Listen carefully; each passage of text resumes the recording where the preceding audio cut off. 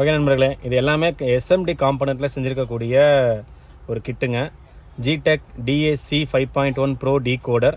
இதோட வெர்ஷன் பார்த்தீங்கன்னா GT233 mention பண்ணியிருக்காங்க. இது வெர்ஷனாக இல்லை இது நம்பரான்னு தெரில, பார்த்துக்கலாம். இன்னும் செக் பண்ணலை, இப்போ வரைக்கும் இந்த செக்கிங் ப்ராசஸ் எதுவுமே பண்ணலை. இது பார்த்தீங்கன்னா நமக்கு HDMI ஏஆர்சி லைன் இங்கே கொடுக்குறது.